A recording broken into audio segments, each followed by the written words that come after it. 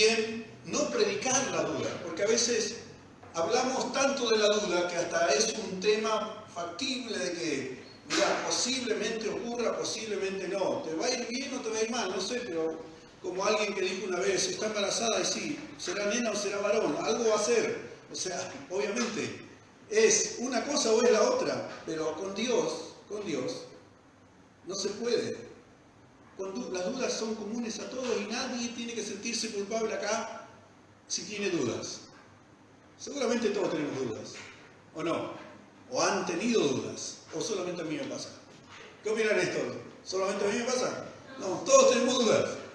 A ver, voy a hacerlo mejor. Levante la mano quien no tiene una duda. Todos tenemos una. Ahora, lo importante es que a veces las respuestas de Dios son interesantes, como le llamo yo. Cuando no sé si es bueno o malo lo que está pasando, digo, qué interesante. Y siempre quedo bien con eso, porque no sé si es, no es lo que yo pensaba, pero es interesante. A veces las respuestas de Dios también son interesantes. No es lo que esperabas, no es como esperabas, no es como te lo imaginaste, pero son interesantes y a la larga son la respuesta de Dios. Y es lo que pasó en este párrafo que vamos a leer, o mejor dicho, lo que pasó antes. Juan el Bautista cae preso. ¿Se acuerdan la circunstancia en la que cae preso? Cae preso porque baila para Herodes. Herodes bailó la hija, de Herodías, y le prometió a esta jovencita todo lo que pidiera, aún la mitad del reino. La hija fue y le consultó a su mamá, y su mamá le dijo, pedile la cabeza de Juan el Bautista. Así murió Juan el Bautista. Él estaba preso también, más que nada porque aparentemente él le decía que no estaba bien que ande con su cuñada. O sea, obviamente que no estaba bien. El problema es que a Herodes no le gustaba que se lo digan y lo metieron preso. Estaba preso por hacer algo bueno. Juan el Bautista vivió 30 años en el anonimato, no era el hombre más popular y aparentemente no era el más fachero del mundo, porque, ¿se acuerdan cómo estaba vestido? ¿Alguien se acuerda cómo estaba vestido? ¿Cuál era su ropa? Piel. ¿Piel de qué? De camello. ¿Y qué más? Y un cinto de cuero. Y listo.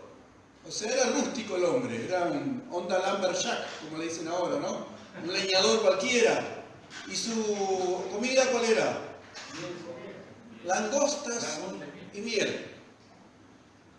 ¿Por qué hacía esto? Porque él había fundado un movimiento que en aquel tiempo era como un movimiento que quería reformar, por así decir, la religión de los esenios que practicaban el ascetismo, o sea, la vida dura, la vida extrema. Practicaban el ascetismo dentro del judaísmo y Juan era como el caudillo de ese grupo. Estaban después los esenios, que los esenios eran casi un mismo movimiento parecido, solo que eran un poco más agresivos. En el caso de los amigos de Juan, ellos eran ascetas que tenían una vida austera, vivían apartados de la sociedad, solamente concentrados en buscar la santidad y buscar una religión más pulida, menos corrompida que la que se vivía en aquel momento. Juan cae preso. No sabemos cuánto tiempo estuvo preso. Pero antes de caer preso, Juan era el hombre más popular del barrio y de las ciudades. Toda la gente salía a él y todos querían ser amigos de Juan. Y todos querían estar con Juan.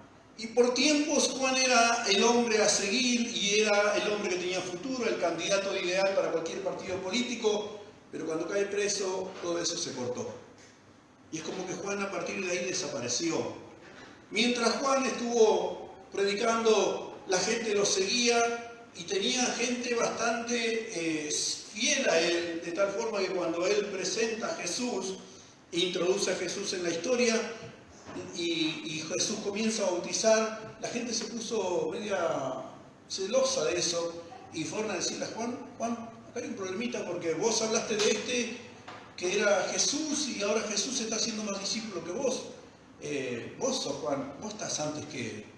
O sea, Juan tenía tenía seguidores, tenía fans, hubiera sido un buen influencer en este tiempo, pero Juan cayó preso. Juan predicó sobre un reino que venía, que este reino iba a cambiar todo y que iba a modificar la sociedad, la historia. Juan hablaba de, cuando vio a Jesús, dijo, este es el Cordero de Dios que quita el pecado del mundo, y estaba hablando de un reino que venía a cambiar la historia de aquel momento. Posiblemente dentro de las expectativas de Juan, él pensaba que Jesús iba a ser el libertador tan esperado de una manera militar. A todo esto, un detalle no menor de Juan, ¿qué era de Jesús? ¿Qué era? El primo. Era el primo de Jesús. O sea, el hombre tenía peso en la sociedad, tenía peso en la historia, tenía peso en el grupo religioso. Y acá Juan está preso y aparentemente le entró una duda a Juan, por eso estoy hablando de dudas. Y manda a 2 de sus discípulos que le pregunten a Jesús, ¿eres tú el que había de venir o esperamos a otro? Como diciendo, no estaría haciendo lo que esperamos que seas. Parece que no era esta la idea del Mesías. Estábamos esperando a alguien que venga a derrocar al gobierno y tenemos a un hombre que es re amoroso. Esperábamos a... Bueno, voy a delatar mi edad con esto, ¿no? Pero yo leía una historieta de Boschi, el aceitoso. ¿Alguien la leía? ¿No? ¿O son todos jóvenes acá? ¿Cuántos años tenés, Luis? ¿Yo? No. No, ¿Alguien leía acá Boschi el aceitoso? Sí. Bueno, ahí tenés otro canoso. Boschi el aceitoso era pesado, era hombre de armas tomar. Era un hombre que se enfrentaba a todo y siempre caía bien parado. A veces se mandaba alguna, pero el hombre tenía peso. No se le resistía a nadie. Y me imaginaba que Juan quizás esperaba a alguien así, alguien que venía, iba a patear puertas, iba a romper todo y a decir, muchacho, acá se acabó. Basta de oprimir a Israel porque yo soy el Salvador. Pero aparece un hombre pacífico, amoroso, amable, aparece alguien misericordioso. Y entonces a Juan le entró una duda. Este como que no es lo que estamos esperando. Aparte, algunos dicen que posiblemente la duda de Juan es porque miró su condición y dijo, yo estoy preso acá porque una mujer no me quiere porque denuncie su pecado. Y no, estaría siendo bueno que yo esté preso acá y que no me liberte. Y estaba en todo su derecho de decir, hice lo bueno, hago lo bueno y estoy preso acá injustamente. Entonces a él le entró la duda. ¿Es este Jesús el que esperamos? ¿O tenemos que esperar a otro? Y es interesante que Juan haya tenido esta duda. ¿Por qué? Porque él se la jugó delante de todo el pueblo diciendo, este es el Cordero de Dios. Este quita el pecado del mundo. Yo oí la voz de Dios que dijo, sobre el que veas el Espíritu Santo descender como paloma y posarse sobre él, este será el elegido. Y yo lo vi, es este. Él dijo eso y después dice, perdón, Jesús, ¿sos vos o no sos vos? Estaba en todo su derecho el hombre de tener duda porque toda su expectativa chocaba contra lo que estaba viviendo. ¿Y quién no ha vivido esta situación? Que tenía una expectativa de cómo iba a ser la cosa y nada, el príncipe azul no era azul, desteñía. ¿O no? O lo que parecía cuadrado termina siendo redondo. Lo que parecía fácil es difícil. Y ahí es donde te entra la duda. Y uno dice, ¿será o no será? ¿Era esto lo que yo quería o no era esto? ¿Esto viene de Dios o no viene de Dios? Yo por esto le di gracias a Dios. Pero ahora parece que no estaría siendo bueno esto. Bueno, todo esto para explicarle por qué estaba hablando de dudas. Pero vamos a ver cómo sigue. Ahora, ¿cómo respondió Jesús a esa respuesta? ¿Se acuerdan ustedes a esa pregunta? ¿Cómo respondió Jesús? ¿Qué hizo? Para responderle a Juan, ¿le dijo sí soy yo? No. ¿Qué hizo? Cuéntenle a Juan lo que está pasando. los milagros, sanidades, todo lo que él hacía. Sanó un par de enfermos, un par de ciegos, un par de cojos, aparentemente resucitó un par de muertos. Nada, cositas así. Y le dijo, vayan y díganle a Juan lo que está viendo. Esta respuesta de Jesús, por eso digo que a veces las respuestas de Dios son interesantes. Dígame sinceramente, ¿no hubiera sido mejor que Jesús le diga, sí, soy yo? Hubiera sido lindo eso. Hubiera sido gratificante para el alma de Juan. Pero Jesús viene y dice, bueno, a ver, tráigame un cojo, lo sanó, le creció, le faltaba un pedazo de pie, de repente el pie le creció, le trajeron un manco, le creció la mano, le trajeron un muerto, lo levantó, le trajeron un ciego, salió viendo. Y le dijo, vayan y díganle lo que vieron. Los cojos andan, los pobres, le anunciaron el evangelio a los pobres, los muertos resucitan, los ciegos ven. Cuéntele esto a Juan. No le dijo, sí soy yo. Le mostró, fue como si le dijera, Juan, tengo poder para hacer esto y para hacer mucho más. Tengo poder para derrocar a la muerte y por eso resucité un muerto. Podría derrocar un imperio, podría sacarte de la cárcel, pero no lo voy a hacer. Y a nadie le gustaría una respuesta así, ¿no? Yo recuerdo cuando era chico y a veces provocaba un poco la situación con mi mamá me decía algo que para mí tenía carácter sagrado. Cuando me decía, no me busques porque me vas a encontrar. Yo sabía que hasta ahí llegaba, ese era el límite de todo intento de demostrar si yo era vivo o no. Ahí se terminaba todo. No me busqué porque... Y a veces yo creo que nosotros los seres humanos a Dios lo provocamos un poquito y decimos, si Dios fuera tan bueno, ¿por qué no hace esto? Si Dios fuera tan santo, ¿por qué no hace tal cosa? Si Dios es tan poderoso, ¿por qué no hace esto? Claro, nosotros vemos un poquito de la situación. Pasa que si Dios tuviera que demostrar lo bueno, lo poderoso que es, ¿sabe qué? No quedamos ninguno acá. Si Dios tuviera que demostrar lo amoroso que es, que lo demostró y no tiene por qué demostrarlo, y lo demostró demasiadas veces y lo demostró en la cruz, si Dios tuviera que demostrar lo que Él puede hacer, no nos convendría quizás. La cuestión es que la respuesta de Jesús a Juan parecería interesante, diría yo. No fue un sí, no fue un no, pero le demostró que tiene poder. Y a veces la respuesta de Dios a nuestras dudas son así. No te dice que sí, no te dice que no, pero de alguna manera te vas a dar cuenta que Él es Dios y que Él tiene poder. Así que vamos a entrar en el tema. Dice que mientras ellos se iban, llevándole la respuesta a Juan, comenzó Jesús a decir de Juan a la gente, ¿qué salisteis a ver al desierto? ¿Una caña sacudida por el viento? ¿O qué salisteis a ver? ¿A un hombre cubierto de vestiduras delicadas?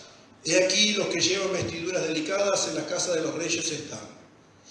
¿Pero qué salisteis a ver? ¿A un profeta? Sí, os digo y más que profeta, porque este es de quien está escrito, he aquí yo envío mi mensajero delante de tu faz, el cual preparará tu camino delante de ti. De cierto os digo, entre los que nacen de mujer, no se ha levantado otro mayor que Juan el Bautista, pero el más pequeño en el reino de los cielos, mayor es que él. Esto, Juan manda mensajeros a preguntarle a Jesús quién es él. Cuando los mensajeros se van, Jesús habla con la gente acerca de quién es Juan. Y qué interesante es, qué lindo sería tener un momento en que Jesús diga lo que piensa de nosotros. ¿Qué tal? ¿Cómo sería el tema?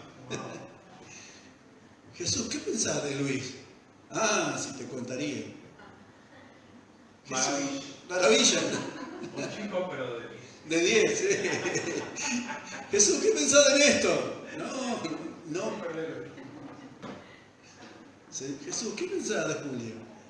Bueno, nadie le preguntó a Jesús quién pensaba de Juan, pero Jesús aprovechó la situación y dijo, escúchenme, cuando ustedes iban al desierto a ver a Juan, ¿a quién se creen que iban a ver? ¿A un profeta? ¿A una caña sacudida por el viento, como diciendo a alguien así nomás, sin mucho brillo? ¿A alguien vestido de ropas reales? Y Jesús le responde, dice, los que tienen vestidos reales están en los palacios, no en el desierto. Ahí Jesús dice, él era profeta, y mucho más que profeta, porque es aquel que estaba anunciado 700 años antes de nacer, ya estaba escrito el nacimiento de Juan el Bautista. Fíjese lo importante que era para la tradición, para la religión, la persona de Juan el Bautista. Entonces Jesús dice, Juan era más que profeta. Y da esta definición que encierra una contradicción y que me lo han preguntado tantas veces. ¿Qué quiso decir Jesús con esto? ¿Cómo es la mano? De los que nacen de mujer no se ha levantado otro mayor que Juan. Pero en el reino de los cielos el más pequeño es mayor que él. ¿En qué quedamos? ¿Era grande o era el más pequeño? ¿Qué piensan ustedes? ¿Era más grande o era pequeño? ¿En qué quedamos? ¿Cómo cerramos? Entonces, Jesús aprovecha la duda de Juan para explicar sobre la persona de Juan, porque no quería dejarlo mal. En ningún momento la respuesta que él dio era para avergonzarlo o para ningunear a Juan. Entonces, como para no dejar dudas sobre eso, dijo esto: de los que han nacido de mujer, no hay otro mayor que Juan. Entonces, la grandeza de Juan. ¿Por qué Juan es el más grande entre todos los hombres? Porque Juan tiene este título de parte de Jesús. ¿Porque era su primo? Aparentemente mucho contacto no había. Jesús vivía en el pueblo, Juan vivía en la cueva. Jesús andaba normalmente, Juan tenía una forma de andar revolucionaria. Jesús era la manifestación del amor, la misericordia, un tipo sociable, amoroso, carismático, agradable. Juan era una persona confrontativa, chocante, que su presencia era intimidante. ¿Por qué Juan era más grande que todos los hombres? Creo que por dos razones. Primero, por su papel en la historia y el plan divino. Ocupó un lugar central dentro de la historia que fue nada más ni nada menos que preparar el camino para que venga Jesús y después, un día determinado, fue la flecha luminosa que hizo que todos miren hacia Jesús. Fue el que dijo, para esto vine, para mostrar quién es este hombre. Y cuando la gente lo estaba mirando a él y le dijeron, maestro, el otro está haciendo más discípulos que vos, él dijo, es necesario que yo mengüe, pero que él crezca, porque para esto vine. Esta es mi misión, hacer que Jesús sea conocido y hacer que otros le conozcan. Entonces, esa es la grandeza de Juan. Introducir a Jesús en la historia, introducir a Jesús en la escena de la humanidad y hacer que la gente lo mire a él. Y la otra es cómo él se relacionó con Jesús, cómo él lo reconoció cuando Jesús va a ser bautizado por Juan. Juan le dice, tú vienes a que te bautice yo tendría que ser bautizado por ti. Y termina Juan bautizándolo a Jesús. ¿Cuál es la grandeza de Juan? Haber hecho lo que tenía que hacer y mostrar a Jesús cuando pudo hacerlo.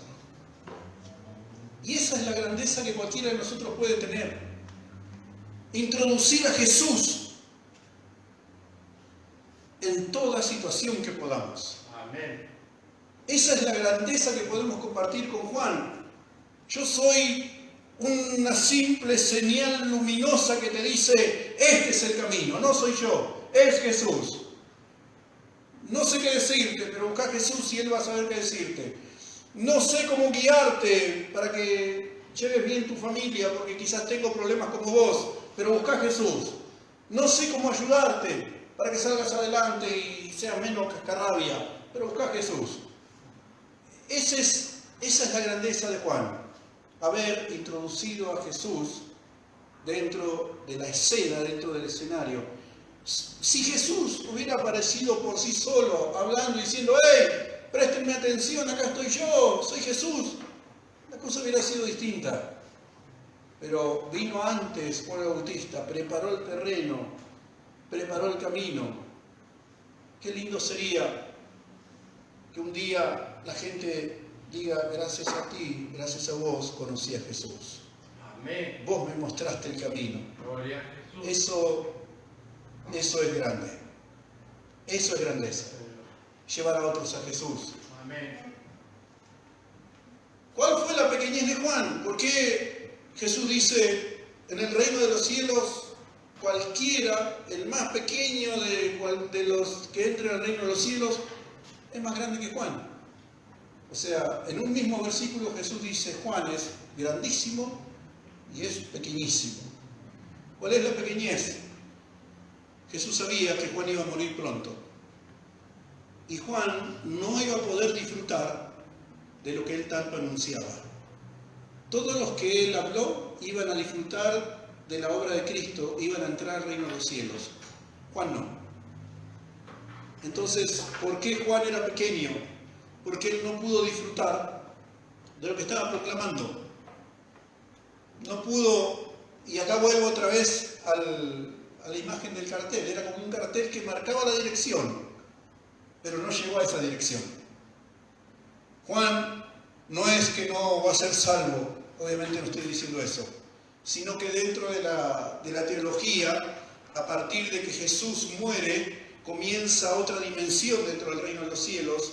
Ya la condición para entrar al reino de los cielos es creer en Jesús y ser salvo de todos nuestros pecados, arrepentir de nuestros pecados. Pero antes de que Jesús muera, la condición para entrar era vivir una vida recta, santa, una vida pura, guardando los mandamientos. Y Juan, si entró al cielo es por eso, pero no entró por haber sido lavado por la sangre de Jesús. Y eso es lo que lo hacía pequeño, que él no pudo vivir lo que él estaba enseñando. O sea, por una cuestión de que murió antes, no porque era hipócrita. Entonces, ¿por qué Jesús dijo esto? Para darle a entender que los que entraban al reino de los cielos después de Juan eran privilegiados. Usted y yo somos mayores que Juan en cuanto que pudimos recibir los beneficios de la muerte de Jesús. Y eso Juan no lo pudo disfrutar. Juan no pudo saborear el sentirse perdonado de sus pecados. Juan no pudo disfrutar el poder decir, soy hijo de Dios, porque eso comenzó a partir de que Jesús murió. Y cuando Jesús murió, Juan ya estaba muerto. ¿Se entiende la idea? Qué contradicción histórica. Claro, es por la historia, ¿se entiende? ¿Sí? ¿Alguien no la entendió? ¿No? Seguimos entonces.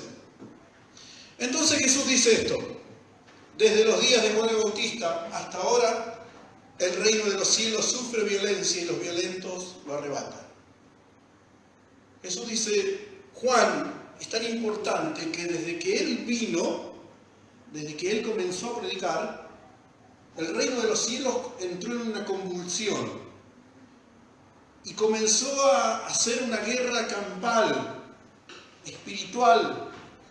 Y es la guerra que continúa hasta el día de hoy, por tu alma y por mi alma. Es la lucha que tenemos todos los días por hacer el bien o hacer el mal, buscar de Dios o no buscar. Intento buscar de Dios, no me sale. Intento hacer el bien, no me sale. Intento portarme bien, no me sale. Intento no fallar, no me sale.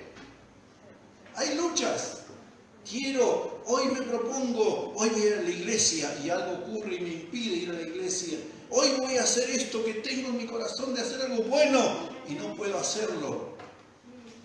Otras traducciones dicen del mismo texto lo siguiente: desde que Juan el Bautista comenzó a predicar hasta ahora, el reino de Dios avanza a pesar de sus enemigos.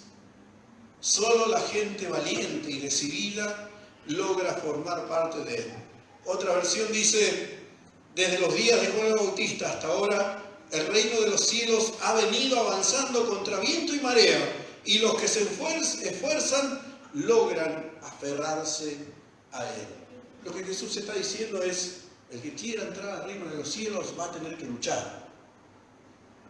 No es fácil escaparse de un reino en el cual naciste cómodamente y la carne vive cómoda en el pecado y la carne vive cómoda haciendo lo que le gusta. La carne está acomodadísima ahí. No es fácil romper con eso y entrar al reino de los cielos. No es fácil hacer las cosas bien. No es fácil.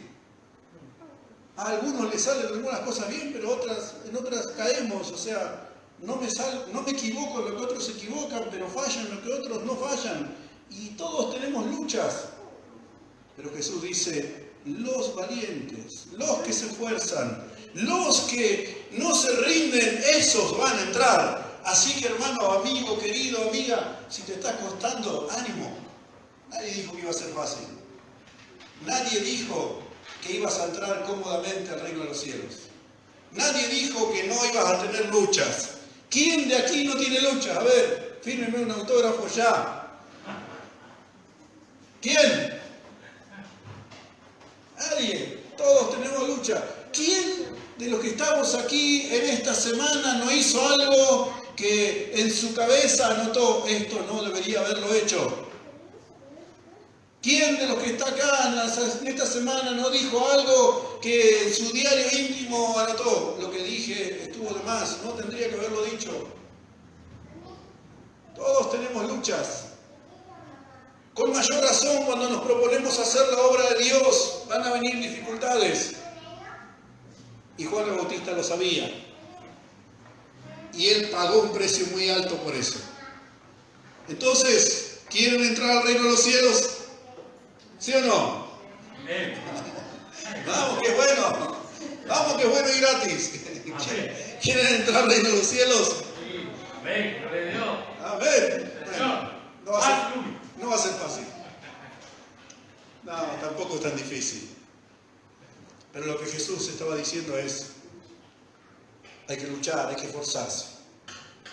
Hay que esforzarse cuando la carne te diga, quiero esto, para decirle, no. Yo no quiero.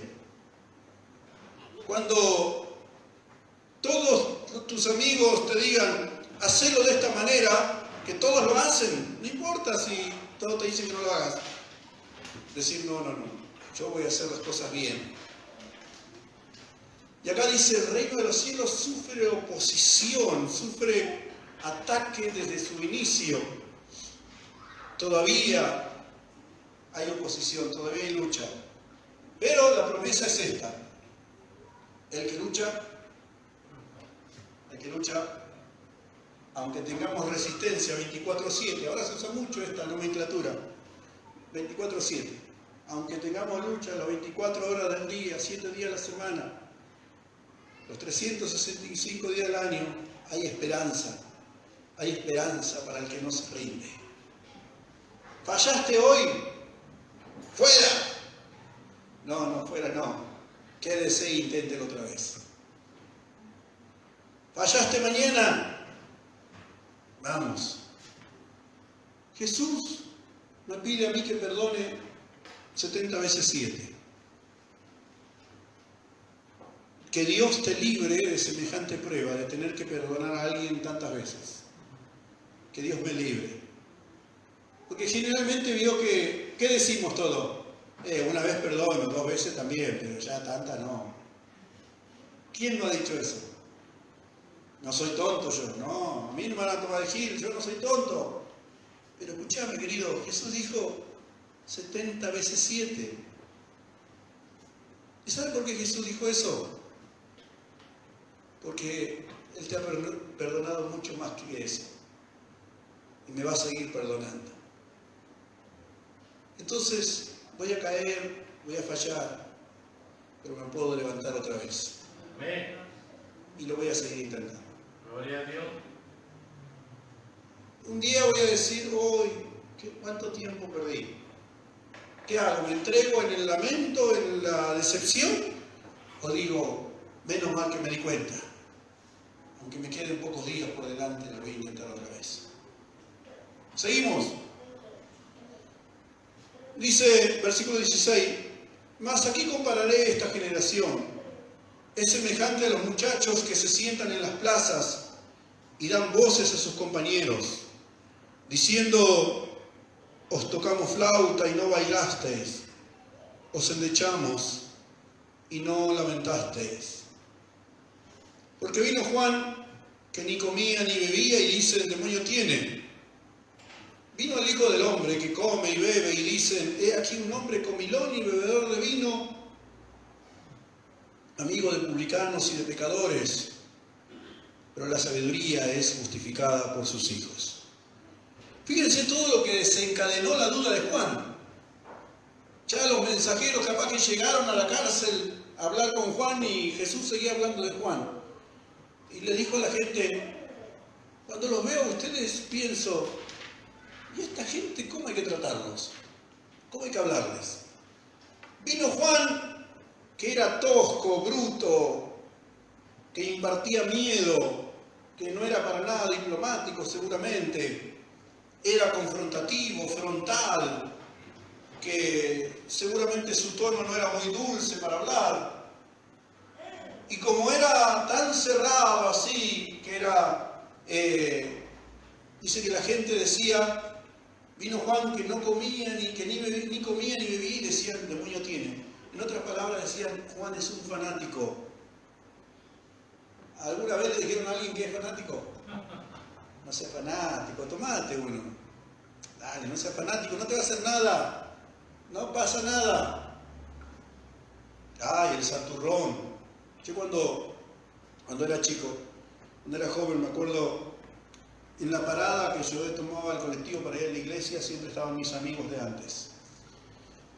Y su diversión era esperarme cuando sabían que yo llegaba de la iglesia con un par de botellas, de distintos colores y tamaños.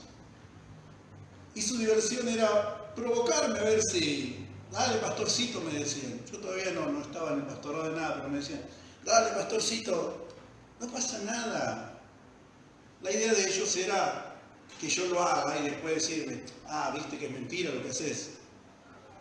Así que todos los domingos se tomaban el trabajo de esperarme en esa plaza, porque el colectivo justo paraba en una esquina y estaba la plaza y estaban mis amigos ahí. Con el tiempo yo ya no llevaba solamente mi Biblia, sino que llevaba un sobre, porque tenía mi Biblia con los tratados y otras cosas bajo el brazo. Y un día agarré y envolví un pullover, en el sobre de un pullover, entonces era más grande el bulto. Y le dije: no, tengo algo acá que tengo que ir pero es para mí solito, en mi casa. ¿Y no lo vas a compartir? No, porque es para mí solito, le decía yo. Pero quédate a compartir con nosotros. No, pero esto que tengo acá abajo es para mí solo, a ustedes no les interesa. Pero dale, ¿qué es? ¿De qué color es? ¿De qué marca es? No, el próximo domingo les comparto. Si están acá les comparto lo que tengo acá abajo del brazo. Pero lo vas a tener el próximo domingo. Sí, lo voy a tener. Toda la semana me preguntaron qué bebida era la que tenía bajo el brazo. Así que a la semana siguiente yo me olvidé, pero cuando bajé el colectivo estaban ahí esperándome. Y cuando los vi me acordé. Así que enrollé mi Biblia, que era chiquitita, la enrollé un poquito así, y me la puse bajo el brazo, la envolví en el pullover, y me dicen: dale, sacá lo que tenés ahí bajo el brazo y compartinos, vos que decís que es tan bueno. Y nada, abrí mi Biblia y les compartí la palabra. Obviamente me mandaron a pasear, me dijeron de todo, pero no caí en la de ellos, de que me decían que si yo no tomaba con ellos era un fanático. Pero me dolió que me digan fanático. Pero saben que hay veces que es necesario ser un poco radical. Cuando el mundo te ataca tan fuerte, cuando la corriente es tan fuerte, a veces es necesario que uno se plante y diga: no, yo me voy a plantar y voy a decir que no. Jesús era todo lo contrario. Juan no iba a fiestas, Jesús iba a fiestas. Juan no tomaba, Jesús aparentemente le sacaron un par de fotos tomando en la mesa de los publicanos. Entonces decían: a este no lo escuchamos porque es fanático, pero a este no lo escuchamos porque es muy liviano y pecador. Entonces, ¿en qué quedamos? ¿Cómo quieren que les hable? ¿De qué manera quieren que los traten? Parecería ser la pregunta de Jesús.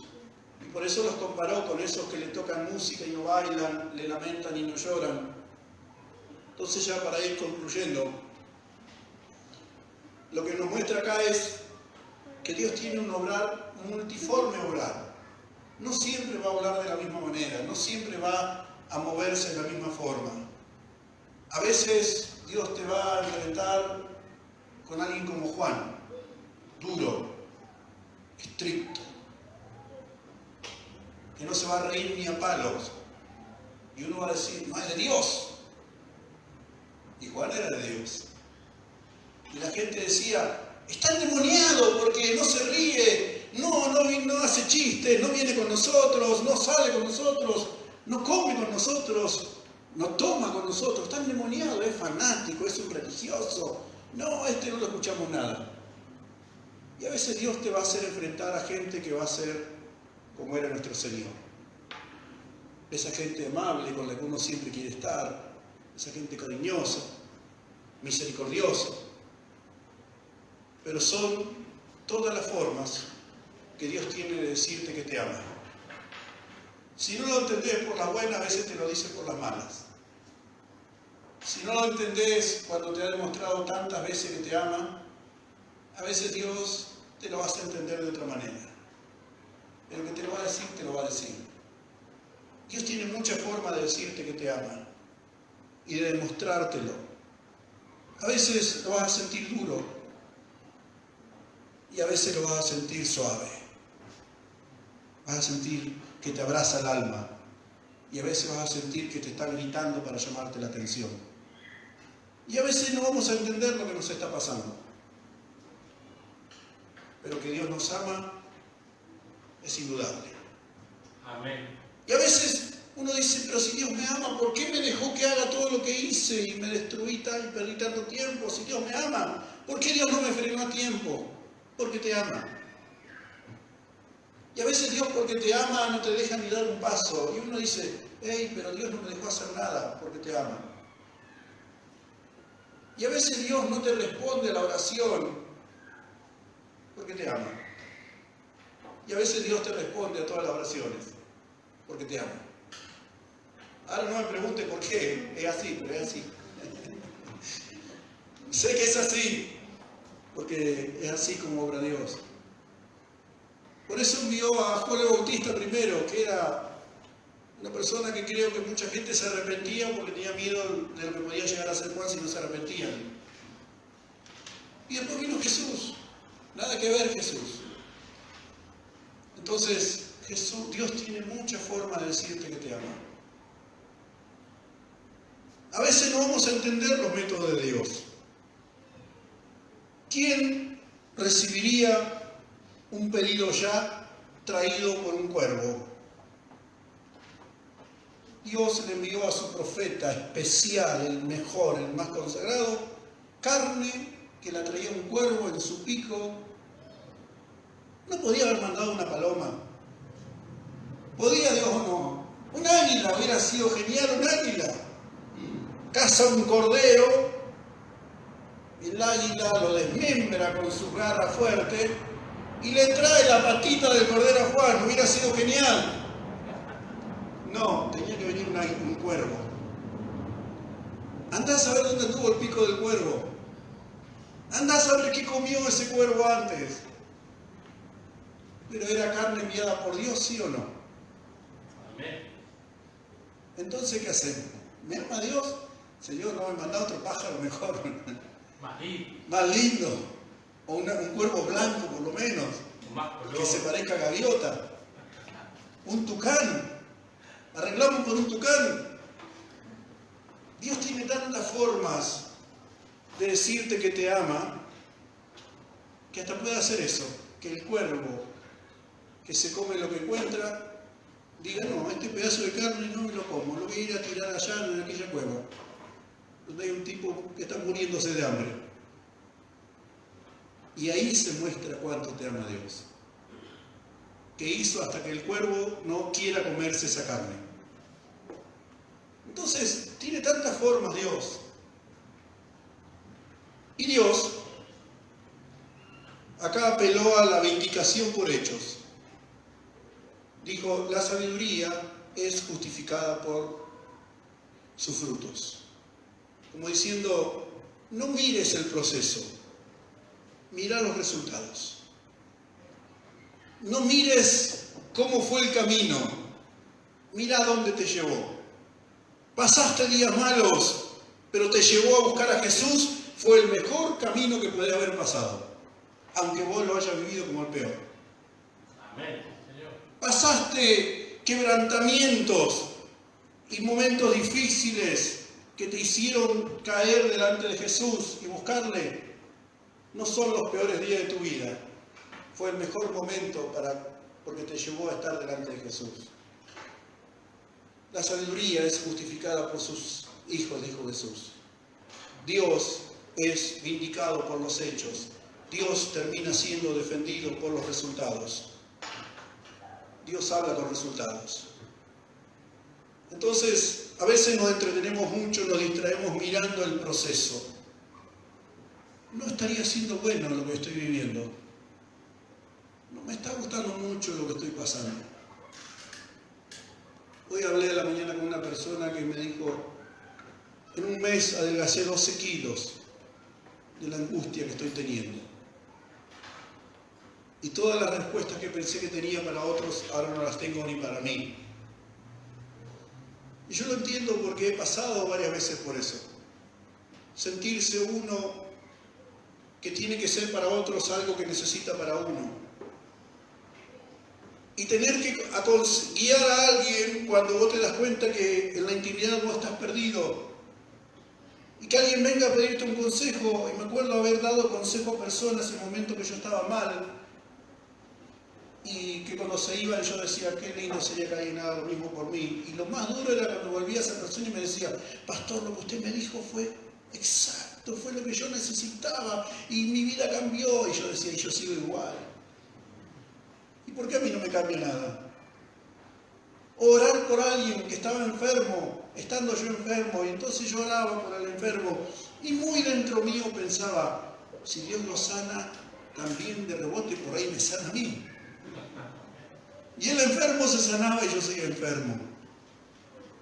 Y uno en ese momento no entiende nada, y todo parece, ¿cómo es esto? ¿Por qué las cosas son así?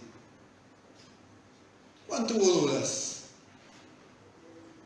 Se las llevó a Jesús. Yo tengo dudas y se las tengo que llevar a Jesús. Y muchas veces la respuesta de Dios simplemente son esto: resultados.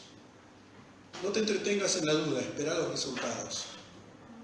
No te des manija toda la semana buscando entender cómo va a ser esto, de qué manera, cómo va a pasar, por qué me pasa. ¿Qué está pasando? ¿Quién fue? ¿Quién me hizo brujería? ¿Quién no me hizo brujería? No te entretengas con eso. Espera resultados. La sabiduría es justificada por sus hijos. Entonces, en esta semana, cuando venga la duda, vamos a Jesús. Amén. Señor, no lo entiendo mucho, pero acá estoy otra vez. Juan tuvo duda, pero no se quedó masticando la duda en la celda. Mandó un mensajero y le dijo, vayan a Jesús y díganle que tengo una duda. Cuando venga una duda, hablala con Jesús, pero no la mastiques. No la adornes, no te quedes viviendo con la duda. Seamos grandes en esta semana. Amén. Hablemos a otros del Señor.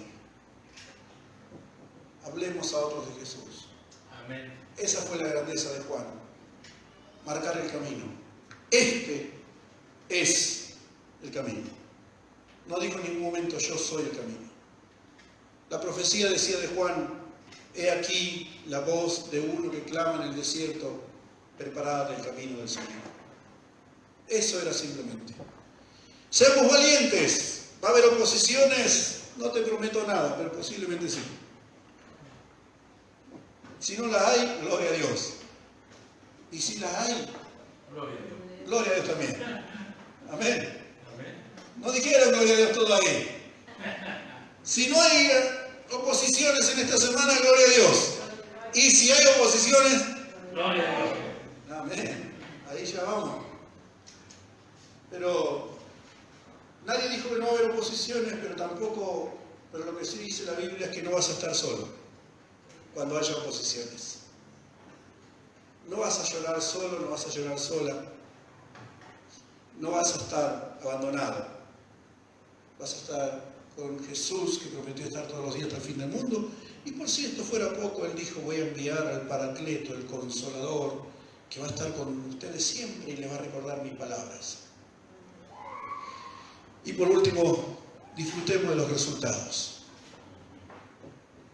A veces no entiendo cómo Dios hace para responderme, pero tampoco me voy a entretener tanto buscándole la vuelta.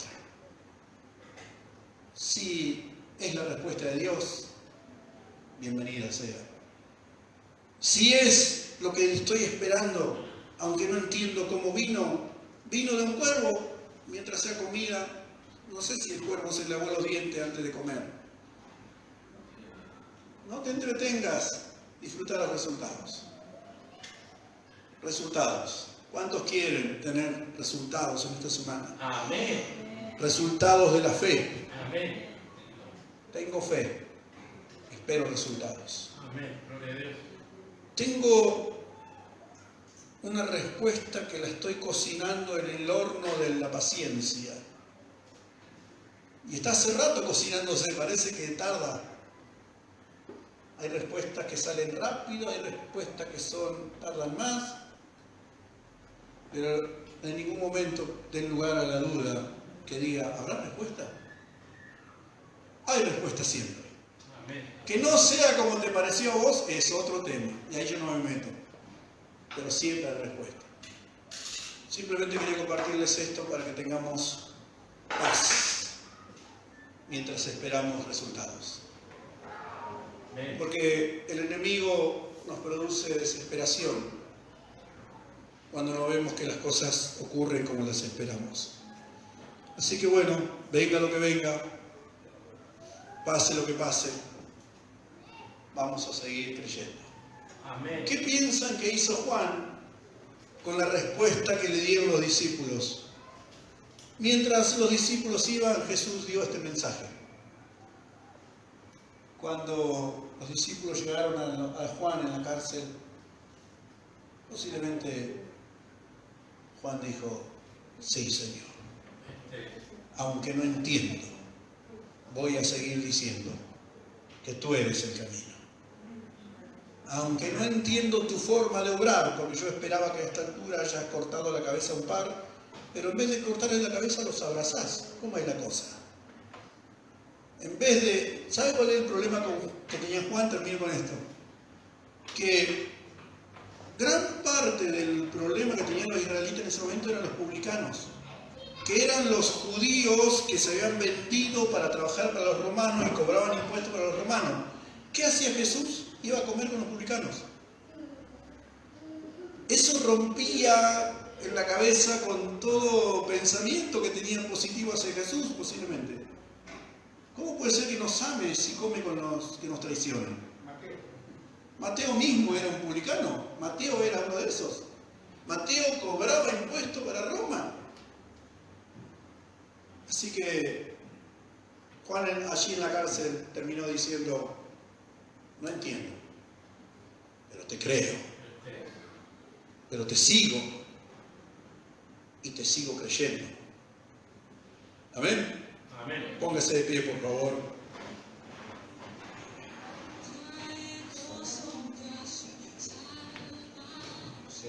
Pinte como pinte la semana, enfrentada con fe.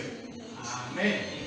Y si te vienen dudas, entregala a Jesús y espera resultados. Padre, te doy gracias por tu iglesia. Gracias por tus hijos, cada hombre, cada mujer que ha venido en este día. Tú les conoces. Conoces el camino que han pasado hasta llegar a este momento. Conoce los días que han tenido dudas, conoce los días que han tenido fe. Sabes cuántas obras hiciste para demostrarle que les amas. Pero te ruego en esta ocasión, en este momento, Dios, que tu Espíritu Santo, que nos convence de tantas cosas, traiga convicción en estos días de que tú estás siempre en control de toda situación. Amén. Aunque estemos presos como Juan, sin entender lo que está pasando, tú estás en control, tienes poder, Amén. tienes autoridad y sigues siendo mi Señor, y tienes autoridad sobre todo lo que venga. Amén. Por eso, Señor, toma autoridad, la que tú nos diste, sobre toda oposición, sobre toda lucha que nos quiera desanimar, Señor. No te pido que termine la oposición, te pido que nos des la fuerza para pasar en medio, para resistir, para salir vencedores. No te pido que termine la oposición, porque es parte de la vida, pero sí te pido, Señor, que fortalezca nuestra fe. Ahora, si la oposición es diabólica para frenarnos y confundirnos, en el nombre de Jesús reprendemos esos planes, reprendemos esas voces que nos quieren seducir, reprendemos todo plan para distraernos. En el nombre de Jesús, te ruego que tu iglesia tenga una semana de resultados. Posiblemente vendrán de una manera apacible, posiblemente vendrán de una manera más fuerte. Pero si viene de tu mano, Señor, lo recibimos. En el nombre de Jesús. En el nombre de Jesús. Gracias, Señor.